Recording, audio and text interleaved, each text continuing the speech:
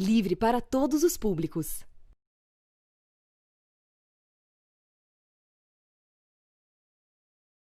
Olá! O Supremo Tribunal Federal autorizou o governo Bolsonaro a vender refinarias da Petrobras sem a necessidade de autorização do Congresso Nacional. A partir de agora, o governo pode colocar em prática o plano de privatização da empresa mais importante do país. Esse é o tema da reportagem de hoje. Na entrevista central, o presidente do Conselho Nacional de Saúde, Fernando Pigato, analisa o corte do orçamento do Sistema Único de Saúde em meio à pandemia do coronavírus, a pior já enfrentada na história do país. Eu sou a Larissa Goldi e começa agora a Central do Brasil.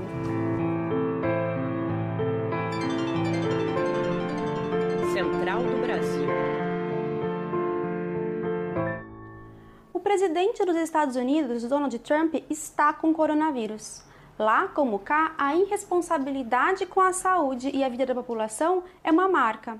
Depois de minimizar a pandemia, rejeitar o isolamento social, evitar o uso de máscara, Trump está doente em meio à campanha eleitoral. O cientista político André Singer faz uma projeção do cenário político brasileiro a partir da análise do debate entre Trump e o candidato democrata Joe Biden, que aconteceu nesta semana. Confira no Embarque Imediato. Embarque Imediato. O que eu acho interessante é o eleitor brasileiro prestar atenção no processo eleitoral norte-americano, porque várias das coisas que estão acontecendo nos Estados Unidos podem se repetir aqui. Eu não estou dizendo que elas vão se repetir, mas elas podem se repetir, sobretudo devido ao fato de que o presidente Bolsonaro ele tende, né, a repetir ou às vezes até imitar mesmo certas posturas do presidente norte-americano Donald Trump. No debate presidencial norte-americano, o que me chamou a atenção, uma das coisas que me chamou a atenção, foi o fato de que o atual presidente dos Estados Unidos, Donald Trump, entrou no debate aparentemente disposto a inviabilizar qualquer troca de ideias. Ele o tempo todo interrompia o adversário, falava no meio, falava alto, provocava, de tal maneira que o debate acabou ficando bastante conturbado, né? E um debate desse tipo, muito cheio de agitação, dificulta muito para o telespectador prestar atenção, né, nas propostas, nas ideias que são veiculados pelos dois oponentes. O lucro da Petrobras em 2019 bateu recorde e chegou a mais de 40 bilhões de reais. Mesmo com os lucros altíssimos, a proposta do governo federal é desmontar a empresa e vender o controle de 8 refinarias da Petrobras. Veja na reportagem de Camila Piacese. Nacional. A Petrobras é um patrimônio do povo brasileiro e a petroleira passa por um processo de desmonte que representa um risco à soberania nacional. A proposta do governo Bolsonaro é vender os ativos da Petrobras, BR Distribuidora, Liquigás, Gaspetro, 8 refinarias e a rede de gasoduto TAG estão na lista. O plano do governo é se desfazer da Petrobras para fazer caixa com a privatização da empresa. O servidor da usina de xisto e diretor do Sindipetro do Paraná e de Santa Catarina, Mário Dalzotti, afirma que vender refinarias não aumenta a disputa de preço dos combustíveis. Não está vindo um investimento novo. Eles estão vendendo um ativo que já existe, não vai ter um investimento novo. Se quisesse concorrência, tinha que incentivar uma refinaria próxima da outra, né, com toda a logística que existe. E aí teria uma concorrência. O presidente Bolsonaro parece não pensar assim. Na quinta-feira, em um evento no Rio de Janeiro, elogiou a decisão do Supremo Tribunal Federal de autorizar a venda de refinarias da Petrobras sem o aval do Congresso Nacional. Com a venda das refinarias, o Brasil vai vender o óleo bruto sem passar por qualquer processo de refino. O país fez investimento na área e tem condições de produzir mais gasolina e diesel, diminuindo a necessidade de fazer importações.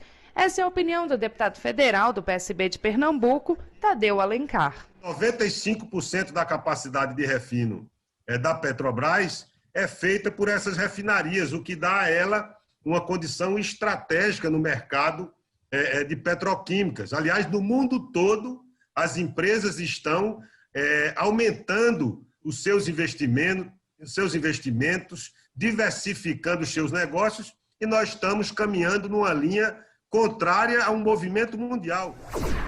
O que pensa você do Brasil de hoje? Esse é o tema do Parada Cultural, que conta com a participação super especial da presidenta do Instituto Augusto Boal, Cecília Boal. Parada Cultural. Eu sou Cecília Boal e eu estou aqui a convite do programa Central do Brasil para falar de um outro programa que o Instituto Augusto Boal está apresentando no seu canal de YouTube.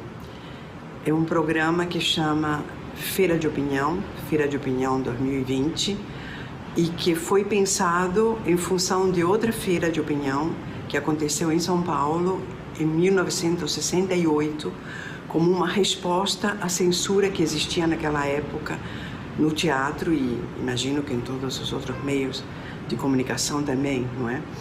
Mas as pessoas de teatro naquele momento se revoltaram contra a censura que cortava todos os seus textos e resolveram se reunir e montar um espetáculo com vários textos curtos de autores atuantes na época, como Guarnieri, Augusto Boal, Lauro César Muniz, Plínio Marcos, alguns compositores também. E em homenagem e lembrança a esse gesto de rebeldia, a esse gesto de resistência, o Instituto Augusto Boal resolveu propor uma nova feira. E para esta nova feira foram convidados novos dramaturgos e dramaturgas. Então, toda semana nós apresentamos um novo programa no nosso canal. Nosso próximo programa, na terça-feira, dia 6 de outubro, quem vai responder a pergunta "Que pensa você do Brasil de hoje?" vai ser o Movimento Sem Terra.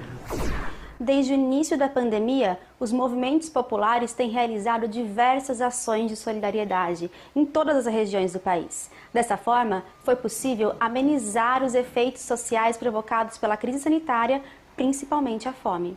Confira algumas delas nos Trilhos do Brasil com Gabriel Oliveira. Trilhos do Brasil. Começar o dia se alimentando bem faz toda a diferença. E foi pensando nisso que o Movimento de Trabalhadores por Direitos da Zona Noroeste de Belo Horizonte criou o projeto Café Solidário. A atividade teve início no último mês de setembro e acontece todas as quartas-feiras pela manhã em diversos pontos das comunidades. Mais do que uma ação solidária para alimentar os trabalhadores que madrugam a caminho das respectivas jornadas, a ação também busca dialogar e conscientizar a população sobre a retirada de direitos, pandemia, auxílio emergencial, entre outros assuntos que impactam diretamente os moradores das periferias de Minas Gerais e do Brasil. No estado de Alagoas, a união do Periferia Viva com o Movimento de Trabalhadores por Direitos resultou na Farmácia Viva. Localizada na beira da Laguna Mundaú, o espaço que no início da pandemia era tomada por entulhos, hoje dá vida a 6 hortas que já contam com mais de 30 espécies de plantas medicinais. Samuel Drummond, integrante do MTD, reforça que a ideia é expandir o conhecimento popular sobre o assunto, englobando até mesmo outros projetos. Agora nós estamos avançando para construir as hortas populares e o projeto das cozinhas populares. Tudo consorciado, né? Enxergando que o debate da soberania alimentar, do que a gente come, do que a gente adoece, e que isso tudo está muito ligado. E tem mais iniciativa da campanha Periferia Viva. Está sendo promovida até o próximo dia 17 de outubro a Jornada Nacional de Lutas contra a Fome. Integrando movimentos populares por todo o Brasil, as atividades têm como propósito conscientizar e articular as comunidades de forma educativa a respeito do aumento nos custos de alimentação e os cortes no auxílio. Para mais informações, acesse o @Periferia Viva contra o Corona no Instagram. O Conselho Nacional de Saúde lançou uma campanha que reivindica a manutenção do orçamento de 35 bilhões de reais para o Sistema Único de Saúde em 2021. Sem a garantia desse recurso, o direito à saúde previsto na Constituição ficará totalmente comprometido. Na entrevista central de hoje, Jonatas Campos conversa sobre o assunto com o presidente do Conselho Nacional de Saúde, Fernando Pigato. Entrevista Central. Nossa entrevista central de hoje conversa com Fernando Pigato. Ele é presidente do Conselho Nacional de Saúde, um órgão que integra o Ministério da Saúde e uma instância deliberativa do SUS, do Sistema Único de Saúde no Brasil. Fernando, obrigado por nos conceder essa entrevista. Fernando, você está nas discussões mais importantes sobre a saúde do povo brasileiro e eu vou começar com uma pergunta muito direta sobre o teto de gastos que impacta no orçamento da saúde. Qual é a previsão? Quais os principais desafios para a saúde brasileira em 2021, contando com o teto de gastos e com o novo orçamento para a saúde? Nos últimos anos, depois que ela começou a entrar em vigor, nós já tivemos retirados das áreas sociais bilhões de reais e na saúde em torno de 22,5 bilhões até esse ano, né, com a aplicação do teto. E, logicamente, que também temos aí pesquisas, inclusive da Organização Pan-Americana da Saúde, que voltaram a aumentar os índices de mortalidade infantil em nosso país, inclusive desde 2018. Então, é importante a gente destacar que essa nossa luta do Conselho Nacional de Saúde pela inconstitucionalidade, né, deste teto de gastos, quanto à luta pela revogação junto ao Congresso Nacional, não é de hoje. Nós hoje somos amicus curiae de várias ações diretas de inconstitucionalidade que estão tramitando no Supremo e também estamos aí com uma petição pública exigindo que ela seja revogada juntamente com a manutenção do recurso que foi colocado emergencialmente esse ano, um piso de mais de 35 bilhões, que deu as condições para que o SUS pudesse enfrentar esta pandemia. Eu gostaria de saber como está a discussão dentro do Conselho sobre o pós-pandemia, inclusive com esse desafio de ter menos verbas para a saúde dentro do SUS, que foi quem segurou essa pandemia aqui no Brasil, foi quem deu a sustentação para a população brasileira. Se não fosse o SUS, se não fosse a nossa luta e se não fosse a adesão da maioria da população brasileira ao que orienta a Organização Mundial da Saúde e as autoridades sanitárias, com certeza o cenário, que já é triste, né? Já temos aí cerca de quase 150 mil óbitos, né? Mais de 5 milhões de pessoas infectadas, sendo que com a subnotificação nós podemos aí, as pesquisas apontam, até mais de 30 milhões de pessoas infectadas e somos uma população de 210 milhões de brasileiros.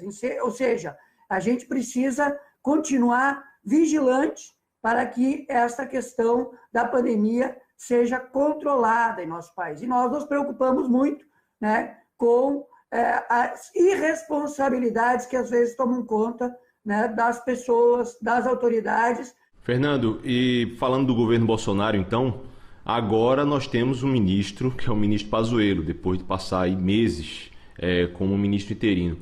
Como está a relação com o atual ministro da Saúde e o Conselho Nacional de Saúde? Nós, na verdade, desde a saída do ministro Mandetta, nós tínhamos solicitado audiência da mesa diretora com o então ministro Taixe, que nós não tivemos nem resposta, e, logicamente, quando o atual ministro assumiu interinamente, nós já tínhamos solicitado audiência. Fomos recebidos numa audiência no início do mês de setembro. A pauta prioritária nossa, logicamente, que era única, exclusivamente institucional, e dentro dessa pauta institucional estava a relação com o orçamento, que já nos preocupava naquele momento, porque já tinha, na verdade, aí essa comprovação de que o orçamento seria diminuído no ano que vem com relação ao piso emergencial, e nós tratamos disso com o ministro Eduardo Pazuello, depois foi confirmado como ministro oficial, né? Na época que a gente reuniu, ele ainda estava como interino, na semana seguinte ele foi confirmado, onde nós chamamos a responsabilidade do Ministério da Saúde para que lutasse junto ao Congresso Nacional para que tenhamos no ano que vem a manutenção desse piso emergencial. Para assinar a petição em defesa do SUS, acesse o site conselho.saude.gov.br. Participe! Chegamos ao final do nosso programa. Siga a Central do Brasil nas nossas redes sociais. Nosso perfil no Instagram é o @programa Central do Brasil. Até segunda-feira e um bom final de semana!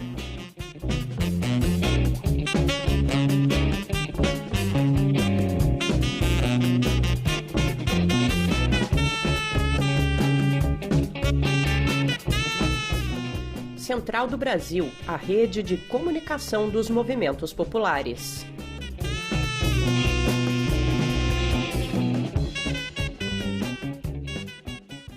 Bom dia, boa tarde, boa noite.